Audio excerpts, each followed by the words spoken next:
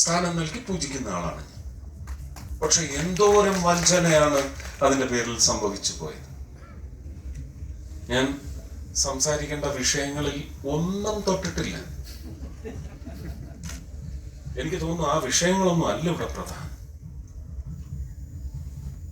നിങ്ങൾ തീർച്ചയായിട്ടും ഇവിടെ മലയാളികൾ മാത്രമാണെന്ന് ഞാൻ വിചാരിക്കുന്നില്ല. തമിഴരും തെലുങ്കരും ഒക്കെ ഉണ്ടാവും, മഹാരാഷ്ട്രക്കാരുണ്ടാവും.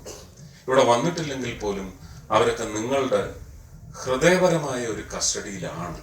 നിങ്ങൾക്ക് അയലോക്കം ഉണ്ടാവാനൊന്നും ഇരിക്കില്ലല്ലോ.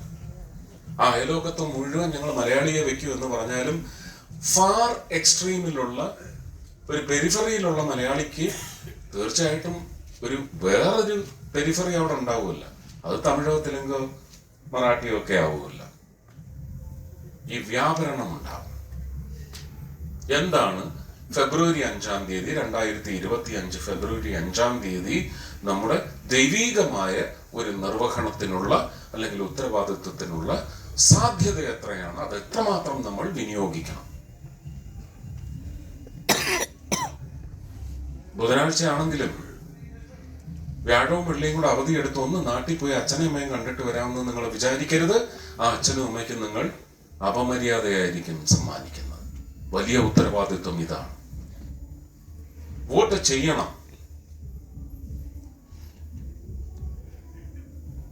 ഒരു 25-30% എപ്പോഴും, ഡൽഹിയുടെ കാര്യമല്ല ഞാൻ പറയുന്നത്, ഭാരതത്തിന്റെ തന്നെ ഒരു ഇൻഡെക്സ് എടുത്താൽ, വോട്ടിംഗ് ഇൻഡെക്സ് എടുത്താൽ എപ്പോഴും ഒരു 30-35 ഇടയ്ക്കുള്ള ഒരു ശതമാനമാണ് സത്യം പറഞ്ഞാൽ ഇങ്ങനെയുള്ള, ഞാനൊന്നും മോശപ്പെട്ട വാക്ക് ഉപയോഗിക്കുന്നില്ല, പക്ഷെ തസ്കരൻ എന്തെങ്കിലും ഉപയോഗിക്കണം. തസ്കരന്മാര് ഭരണത്തിലെത്തിക്കുന്നതിന് കാരണം ആ തസ്കര വേല തന്നെയാണ്. ഒന്ന് ആലോചിച്ച് നോക്കൂ. 2024 ജൂൺ 4 വരെയും ഈ ദുരന്തവും നമ്മുടെ രാജ്യത്തുള്ള എല്ലാ ദുരന്തങ്ങളും ഒറ്റക്കെട്ടായിരുന്നു. ഇവിടെ വന്നപ്പോ 2 ദുരന്തവും തമ്മിലടിക്കുക ആണോ? അപ്പോ ഒരു വലിയ ദുരന്തത്തിന്, ഇത് കുഞ്ഞു ദുരന്തമൊന്നും ഞാൻ പറയുന്നില്ല, ഒരു ഭീമാകാര ദുരന്തത്തിന് തെറിപ്പിക്കണം എന്നുണ്ടെങ്കിൽ ഈ 2 ദുരന്തങ്ങളെയും ഇല്ലായ്മ ചെയ്യുക എന്നുള്ളതാണ് ഞങ്ങളുടെ ഉദ്ദേശം. അത് ഡൽഹിക്ക് വേണ്ടിയാണ്.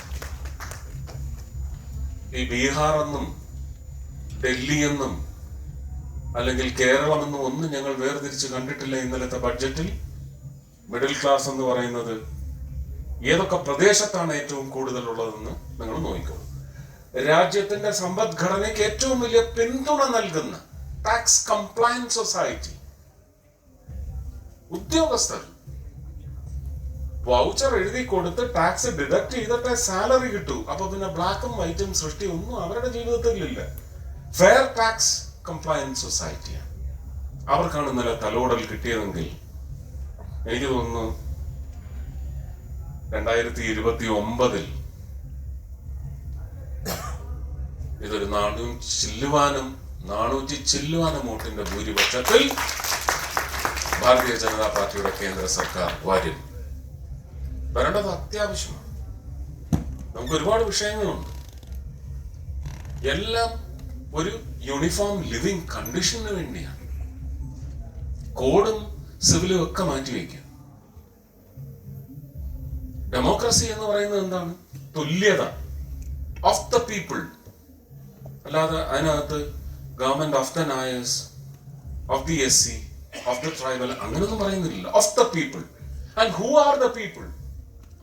അപ്പൊ there is a uniformity when it comes to citizenship. It is the people of the country, all inclusive. ആ മനോഭാവമില്ലാത്ത ഒരു ഭരണയന്ത്രത്തിനും ഇവിടെ നിലനിൽക്കാൻ കഴിയില്ല. അതുകൊണ്ട് എല്ലാം യൂണിഫോം ആവുന്ന ഒരവസ്ഥ നമുക്കുണ്ടാകണം. അത് 2029 വരെ വെയിറ്റ് ചെയ്യേണ്ടി വരേണ്ട ഒരവസ്ഥ ഇല്ലാതാവും. We have seen people jumping boats and boxes, അല്ലേ?